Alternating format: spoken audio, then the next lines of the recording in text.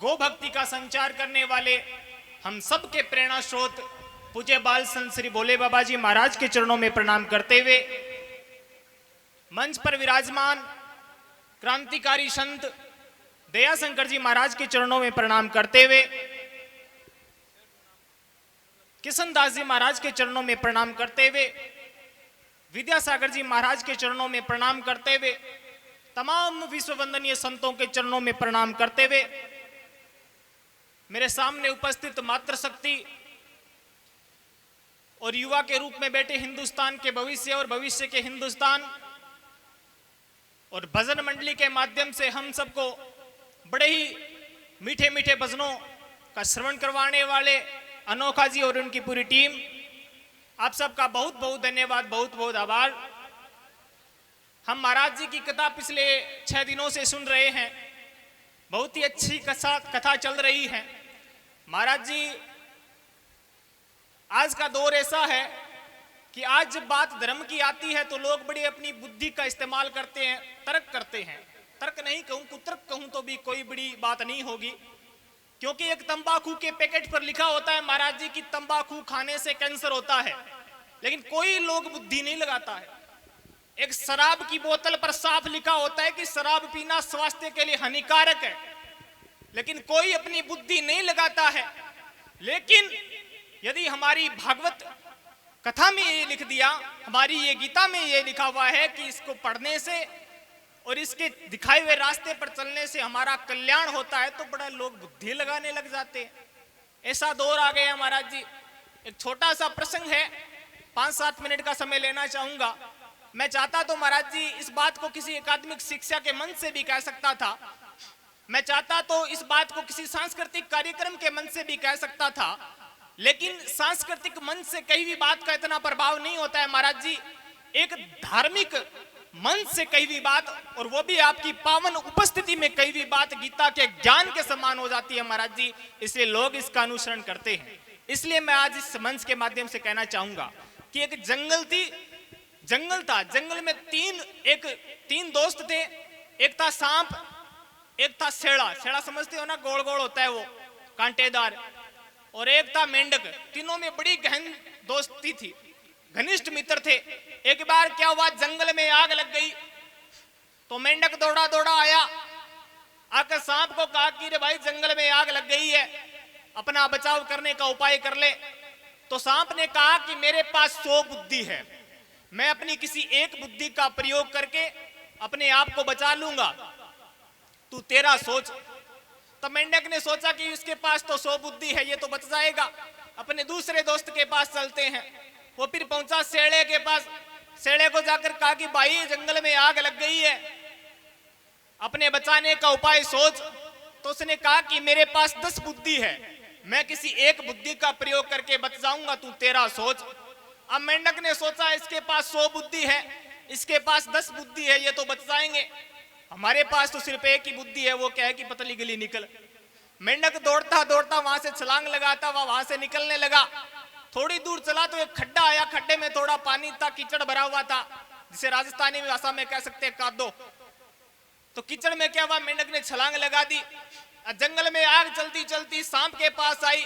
सांप ने जोर से फनकार दी, बर भाई आग के आगे किसका बस चले। सांप जल गया। जलने के बाद जिस प्रकार हमारे घरों में सांकड़ होती है ना, उसी प्रकार की आकृति सांप की हो गई। फिर वो आग चलती चलती शेड़े के पास पहुंची और वो शेड़े ने भी फंकार लगाई, फिर भाई आग के आगे किसका बस चले।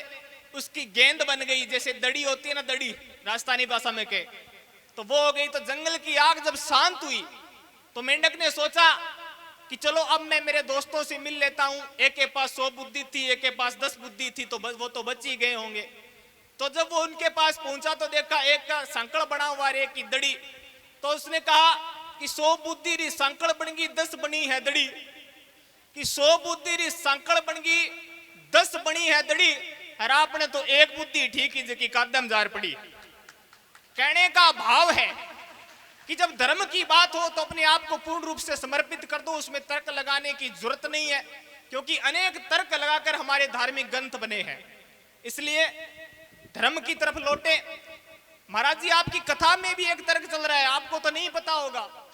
लोग, मैंने सुना है, लोग कहते हैं कि मैंने तो महाराज जी की 2-3 कथा सुन ली, अब सुनने से क्या फायदा है, 2 तो सुन ली बहुत है। मैं एक एकाडमिक शिक्षा लेने के दौर से गुजर रहा हूं, और यहां पर बेटा हर शख्स, हर माता, हर बुजुर्ग एकाडमिक शिक्षा से प्रत्यक्ष या अप्रत्यक्ष रूप से जुड़ा है। यहां बेटा हर युवा एकाडमिक शिक्षा लेने के दौर से गुजर रहा है, और यहां बेटा हर बुजुर्ग एकाडमिक शिक्षा अपने बच्चों को दिलाने के दौर से गुजर रहा है। तो एक छोटा सा उदाहरण एकाडमिक शिक्षा का देना चाहूंगा महाराज जी। जो बड़ी बड़ी कॉलेजें हैं, बड़ी बड़ी इंस्टीट्यूट हैं, बड़ी बड़ी स्कूलें हैं, उनमें क्या होता है कि पढ़ाई के साथ हर महीने एक मोटिवेशन सेमिनार होता है। उस मोटिवेशन सेमिनार में यह बताया जाता है कि आपका इस कोचिंग संस्थान में आने का उद्देश्य क्या है, कि आपका इस कोचिंग संस्थान में आने का उद्देश्य क्या है, आपका लक्ष्य क्या है, आपके माता पिता ने यहाँ क्यों भेजा है। उसी प्रकार ये कथाएं होती है, ये हमारे जीवन में मोटिवेशन सेमिनार की तरह है, कि हमें ये बताती है कि हमारा इस जीवन में आने का उद्देश्य क्या है, हमको प्रभु ने यह मनुष्य जीवन क्यों दिया है। इसलिए जो भी कथा सुने वो बड़े चाव से सुने। महाराज जी 2 मिनट का समय लेना चाहूंगा। मेरी एक वेदना है, एक दर्द है, और ये मेरी ही वेदना नहीं बल्कि पूरे भारतवर्ष की वेदना है। महाराज जी आज एक बड़ी विकट समस्या है, वो समस्या है हिंदुस्तान के भविष्य का गिरता हुआ चरित्र। आज हिंदुस्तान की कौन सा भी टीवी चैनल उठाकर देख लीजिए, कौन सा भी अखबार उठाकर देख लीजिए, ऐसी कोई घड़ी नहीं है जिसमें किसी अप्रिय घटना का जिक्र नहीं हो रहा हो। छोटी छोटी बच्चियों के साथ दरिंदगी की जा रही है। यदि हमने इस बात पर गहनता से विचार नहीं किया तो याद रखिएगा हिंदुस्तान का भविष्य बड़ा ही अंधकार में है। इसलिए मैं कहना चाहूंगा कि हमें हमारी सनातन संस्कृति की तरफ लौटना होगा। जब हम सनातन संस्कृति की तरफ लौटेंगे तो निश्चित रूप से बच्चों में संस्कार आएंगे। हमारी संस्कृति का नाश कैसे हो रहा है, एक उदाहरण देना चाहूंगा। जब हमारे बुजुर्ग हमारी बहन बेटी का रिश्ता करने जाते थे तो क्या देखते थे, सबसे पहले 2 चीज देखते थे, कि इनके जमीन कितनी है और इनके गाय कितनी है। और आज जब हम हमारी बहन बेटी का रिश्ता तय करने जाते हैं तो क्या देखते हैं, महाराज जी आज भी यही देखते हैं, जमीन और गाय। फर्क सिर्फ इतना है कि उल्टा हो गया, कि जिसके जमीन नहीं है उसी के घर में बेटी देंगे, क्योंकि जमीन होगा तो हमारे सोरी खेत जानो पड़सी, और गांव उसी तो गोबर नागणो पड़सी। कितनी विकृत मानसिकता हो गई है महाराज जी। आज क्या देखते हैं, आज ये देखते हैं कि उस घर में विदेशी नस्ल के कुत्ते कितने हैं। अजीब पाश्चात्य संस्कृति ने हम पर डेरा जमा लिया है। और जब 4-5 साल शादी को हो जाते हैं तो वो लोग हमारी बहन बेटी को दहेज के लिए प्रत्याड़ित करते हैं, तो बड़ी दुखी होते हैं कि ये लोग दहेज के लिए प्रत्याड़ित कर रहे हैं। तो जब हमने कुत्तों को देखकर ही, कल महाराज जी ने भी बताया था कि कुत्ते चंडाल का रूप होते हैं, तो हमने कुत्तों को देखकर ही रिश्ता तय किया था, तो कुत्ते तो अपनी औकात दिखाएंगे ही। इसलिए मैं तमाम युवा साथियों से खासकर अपील करना चाहूंगा कि हमें साइंस के साथ, टेक्नोलॉजी के साथ, एकाडमिक शिक्षा के साथ अपने धर्म की तरफ लौटना होगा, अपनी सनातन संस्कृति की तरफ लौटना होगा, संतों की वाणी को सुनना होगा। गूगल प्ले स्टोर पर एक गीता सेवा नाम से एक ऐप है। मैं तमाम युवा साथियों से कहना चाहूंगा कि आज यहां से जाने से पहले ही उस ऐप को डाउनलोड कर लेना। उस ऐप में स्वामी राम सुखदास जी महाराज जैसे अनेक संतों की कथाएं हैं, उनके प्रवचन हैं, उनको सुबह और शाम जरूर सुने। यदि हम संतों की वाणी सुनेंगे तो निश्चित रूप से हमारा चरित्र है वो निखरेगा।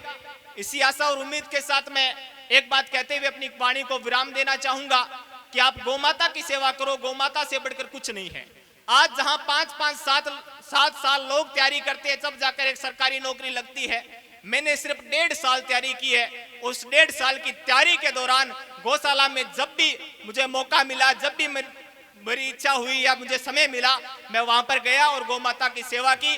तो निश्चित रूप से ये जो मुझे आज मिला है वो निश्चित रूप से गौ माता और संतों का आशीर्वाद है। इसी आशा और विश्वास के साथ कि हम सब एक नई ऊर्जा और उमंग के साथ अपने जीवन को रूपांतरित करेंगे। महाराज जी दयाशंकर जी कहते हैं कि एक नया यूटर्न लेंगे, तो निश्चित रूप से हम आज यूटर्न लेकर ही जाएंगे। इसी आशा और उम्मीद के साथ जय श्री राम, जय गौ माता, जय गोपाल।